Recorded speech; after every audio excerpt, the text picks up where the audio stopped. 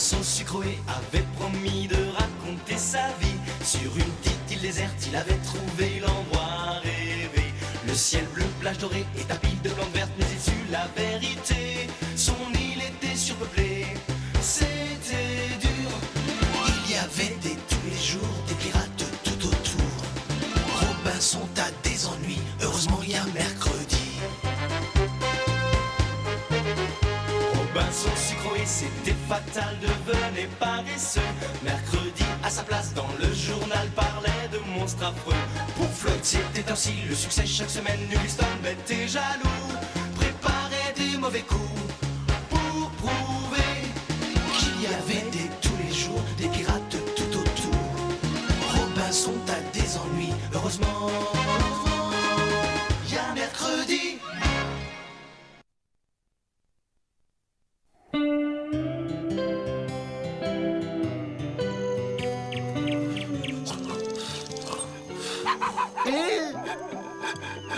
Oh, mercredi, qu'est-ce que tu fabriques encore? Salut Robinson, je croyais que tu dormais. Je fais un os boomerang pour jouer avec Truffe. Truffe a bien assez de jouets. Voilà, c'est fini. Tu veux l'essayer? Quand j'aurai terminé ma sieste. Tiens.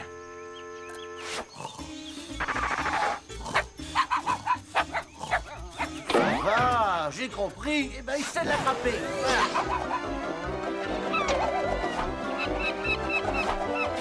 On dirait que Mercredi a fabriqué une nouvelle arme secrète. Risque que dans un cocotier, il se prépare quelque chose. Oh, oui, là doucement.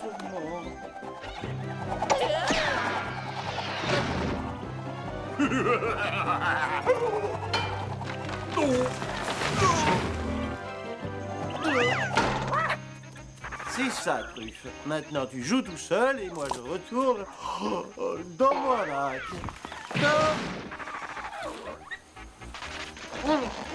Truffe, qu'est-ce que tu fais?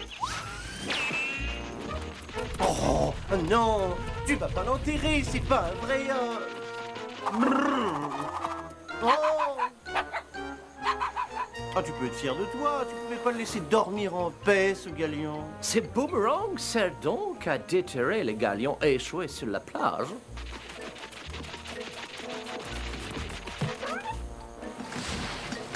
Un coffret? Ça alors? Non mais qu'est-ce qu'il a trouvé dans ce coffret? La carte d'un de trésor. J'ai enterré mon trésor là sur l'île des citrouilles. C'est signé Chevalier de la Cloche. Un trésor?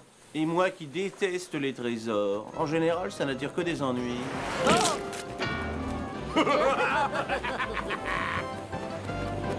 Qu'est-ce que je disais? Les ennuis commencent.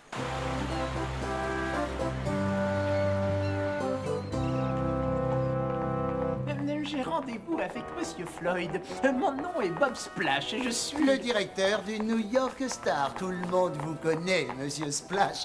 On dit que votre journal se vend de moins en moins. Oui, je ne confie pas mes soucis aux journalistes de 3e catégorie. Le journaliste de 3e catégorie est très curieux de savoir ce qu'il y a dans ce sac. Ah, mais c'est Bob Splash. Quel mauvais vent vous amène. Voilà pour vous.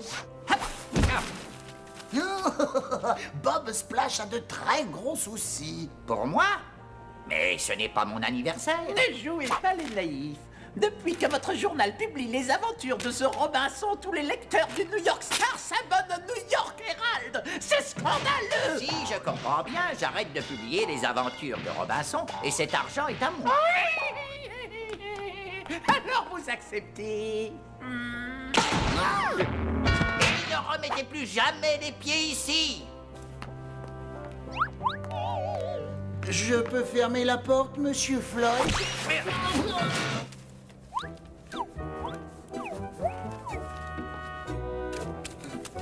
Tout cet argent m'a donné une excellente idée. Que diriez-vous d'un Robinson numéro 2? Ce serait moi. Et votre journal publierait des aventures bien plus palpitantes que celles de cet imposteur de Robinson. Je vous le garantis. Vous en seriez capable, Gliston? Mais mon cher directeur Egliston est capable de tout. Je choisirai une île authentiquement déserte. Et en plus, je vous enverrai la preuve que Robinson vit dans une île surpeuplée. Eh bien, on peut toujours essayer.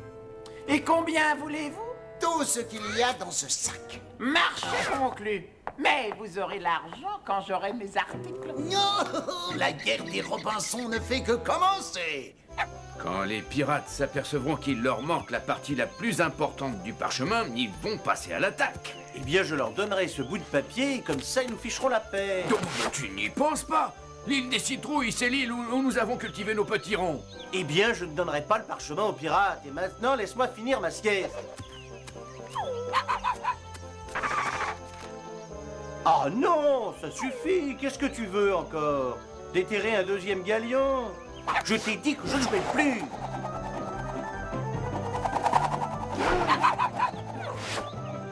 Truffe, reviens ici immédiatement. Laisse-le jouer, Robinson. Ce boomerang a vraiment des trajectoires étonnantes.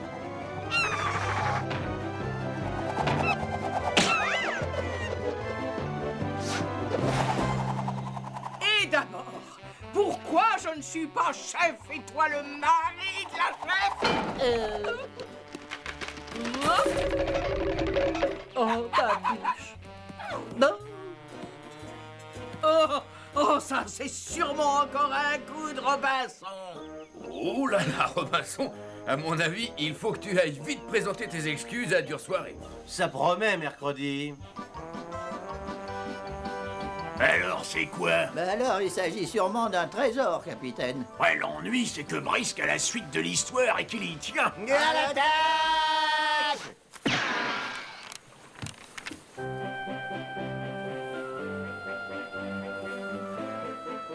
C'est très contrariant, mais l'emplacement du trésor est sur le morceau de côte cuisse. À l'attaque!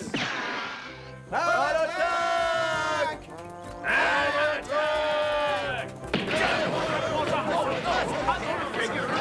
Mon cher Coutecus, il va falloir nous associer. Yes, oui, Brisque. Laissons ces guignols se battre et allons prendre un thé.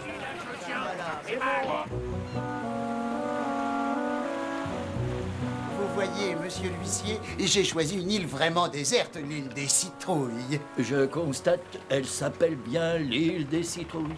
Maître Cube, votre travail sera de garantir au lecteur de mon journal que monsieur Ugliston n'écrit que la stricte vérité. Je compte sur votre rigueur, maître. Monsieur Splash, un huissier de justice ne connaît qu'un seul devoir, constater la vérité et rien que la vérité. Je constate d'ailleurs que vous me soupçonnez de manquer de rigueur. C'est un comble. Mais pas du tout, maître, voyons. D'ailleurs, si vous faites bien votre travail, vous aurez une belle récompense. Vous essayez de m'acheter, je constate, monsieur Splash. Je constate. Jetez l'ancre.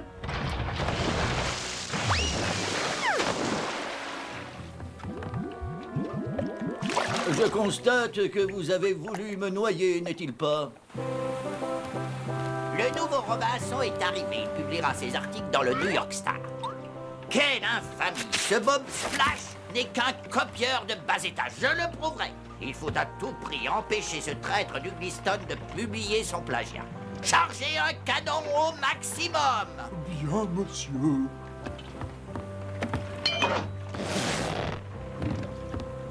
Voilà le journal et un message qu'il faut envoyer à Robinson. Est-ce possible? Ça doit pouvoir se faire. Qui a osé m'envoyer toutes ces noix de coco sur la tête? Ce n'est pas moi, cher Dure Soirée, c'est le boomerang de Truffe. Non, regarde ma biche. Robinson t'a apporté des fraises. Comme c'est aimable à vous, Robinson. Oh. Vous pouvez dire à Truffe qu'il est tout excusé. Vous êtes trop bonne. Mais que ce soit la dernière fois. Oh. Tiens, on dirait une bouteille du capitaine Boomy. Doit y avoir urgence. Non, en effet. Non, au revoir.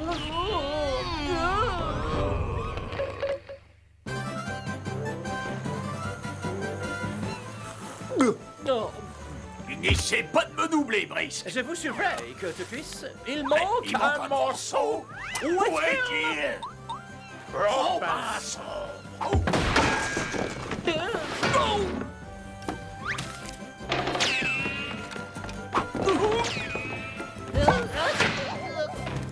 Je crois qu'il vaut mieux nous associer loyalement. Il ne manquait plus que ça maintenant. Ugliston veut me copier. Qu'est-ce qu'on va faire? On va faire ce que nous demande le message de Monsieur Floyd. Empêcher par tous les moyens Ugliston d'envoyer des articles au New York Star. Allons-y en pirate. Attends! Il vaut mieux réfléchir d'abord. En plus, Ugliston n'est pas prêt d'envoyer son premier article sur la vie quotidienne des citrouilles. Je crains que nous n'ayons oublié de leur parler de notre association.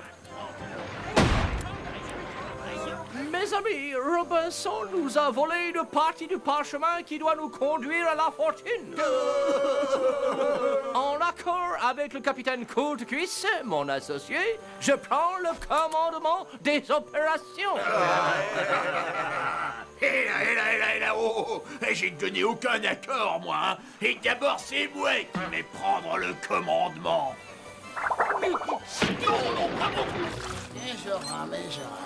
Je constate donc que Monsieur Ugliston s'en va seul sur cette île. C'est bien ça, non? Très bien, très bien. Allez, courage, mon petit. Et soyez bon surtout. Et maintenant, Maître Cube, nous allons visiter l'île du Tourteau. Mon cher Robinson, tu vas bientôt apprendre ce que c'est qu'un vrai naufragé volontaire. Oh, les aventures commencent. Mais Ugliston a tout prévu. Potion numéro 3406 pour endormir les requins. Et voilà le travail. 500 jours de ration de survie chez les meilleurs épiciers de New York. 8 pistolets, 25 couteaux, 10 sabres et de quoi endormir tous les requins de la terre.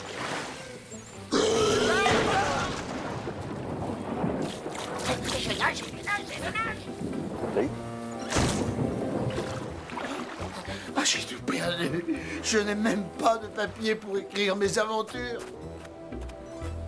Mais je ne me laisserai pas abattre. Je serai riche et célèbre. Aïe.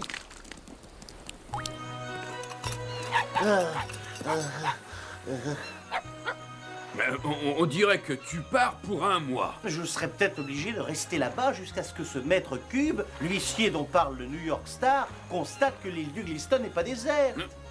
Truffe, empêche-le de partir. Oh, mais qu'est-ce qui vous prend? Regarde ça. Oh! Bob Splash, dites-moi immédiatement où est Ugliston. Il appartient au New York Herald. Il n'en est pas question, mon cher Floyd. Ugliston appartient désormais au New York Star. Et en ce moment, il est en train d'écrire ses aventures dans une véritable île déserte.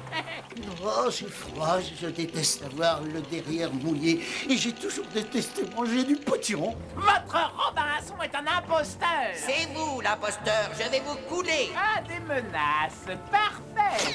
Je vous présente Maître Cube, huissier de justice. Maître Cube constate que vous menacez de nous couler. Et il va également constater que l'île de votre Robinson est surpeuplée.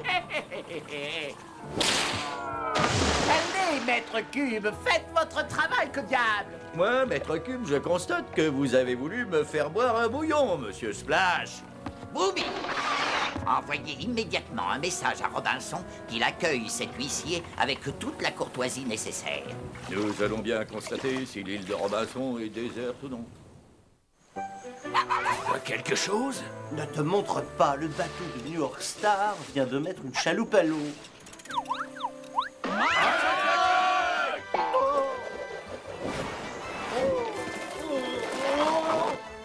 C'est gagné, on repart. Secours, mercredi! Opération Boomerang.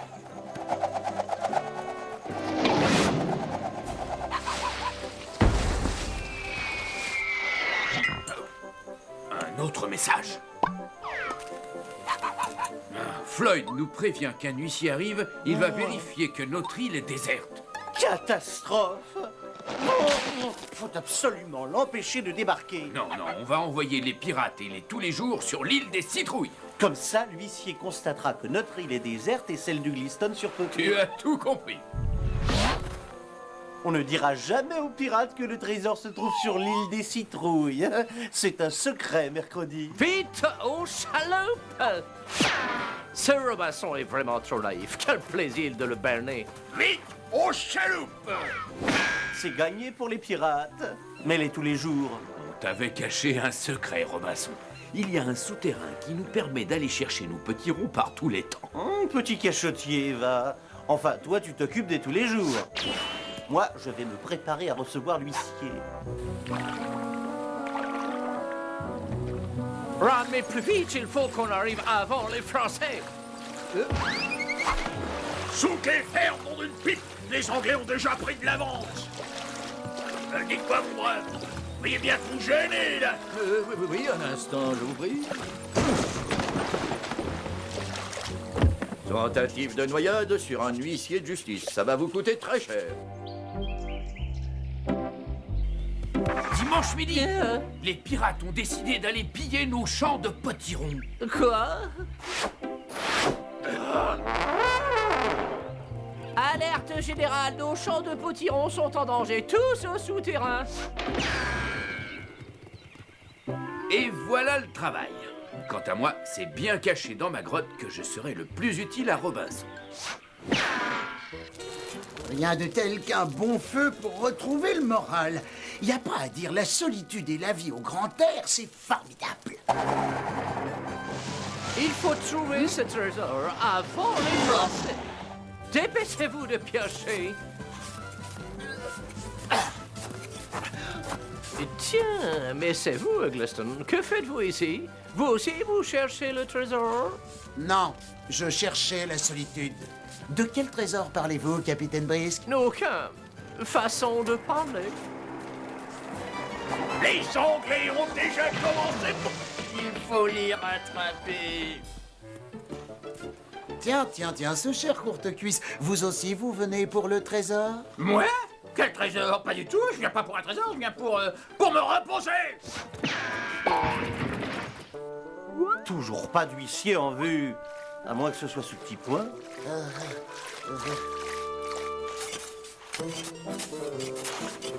Je n'ai pas de pioche, mais j'ai des mains. Après tout, s'il y a un trésor, il est peut-être sur la plage. Au secours! Au secours! Puis-je constater que je suis sur l'île du Tourteau? Absolument, cher naufragé. Je me présente, Maître Cube. J'ai été engagé afin de constater si l'île du Tourteau... C'est ici. Et aussi constater si l'île des Citrouilles... C'est là-bas. Si ces deux îles sont désertes. Le pauvre homme n'aura pas la force de faire le tour de l'île, à moins que je n'utilise mon cerf-volant géant. J'ai une idée. Je vais demander à Brisk où il se trouve et je jetterai mon sable dans son trou. Brisk! Oh oui, il serait temps de vous réveiller si vous voulez constater. Constater, oui, constater. Excusez-moi, je rêvais que j'étais un oiseau. J'ai dû boire trop d'eau de mer. Eh bien, votre rêve est devenu réalité. Regardez en dessous. Oh, Eh, ne vous inquiétez pas. Et maintenant, au travail. Sous vos pieds, un village abandonné. Vous voulez que nous passions en rase-motte? Non, je vois très bien que c'est désert. Finissons-en au plus vite, j'ai le mal de mer. Allons, courage. Vous devez aussi inspecter l'île des Citrouilles. Est-ce bien nécessaire? Je suis sûr qu'elle est déserte. Voyons, maître Cube, un huissier doit constater. En avant.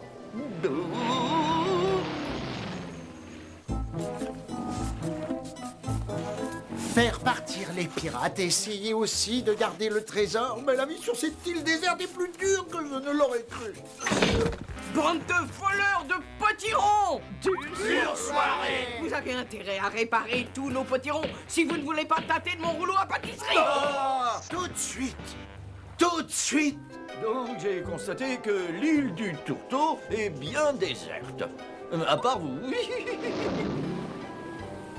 Vous avez bien raison de vous faire de la bile, mon pauvre Floyd.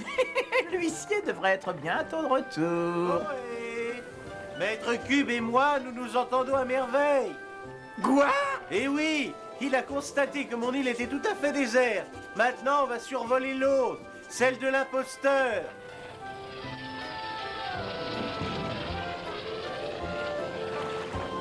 Alors, Maître Cube? Incroyable. Comment peut-il y avoir autant de monde sur une si petite île? Cet Ugliston est un fiefé menteur. La vérité, mon cher maître, c'est qu'Ugliston déteste la solitude. Si vous ne rebouchez pas immédiatement tous les trous, je ne vous dirai jamais où est le trésor que vous cherchez. À moi? Vous pouvez le dire, je n'ai pas abîmé un seul de vos potirons. Très volontiers. Ah! Il y a un siècle, le chevalier de la cloche a enterré dans cette île des graines de potiron. C'est le plus beau des trésors, puisqu'il repousse chaque année. Vous nous quittez déjà? Monsieur Splash! Hein? L'île des citrouilles est une vraie fourmilière. Votre journaliste s'est moqué de vous. Oh, mais vous ne faites plus partie du New York Star. Cap sur New York, en avant. À bientôt, Robinson, et merci. Attendez-moi! Et je nage. Qu'est-ce qu'on fait? On le laisse nager encore un peu. Ça lui musclera le cerveau. Ça ne vous ennuierait pas de me déposer sur le bateau? Et en avant pour l'atterrissage. Monsieur Splash, je constate que vous avez un très gros ventre et que vous me devez 100 000 $.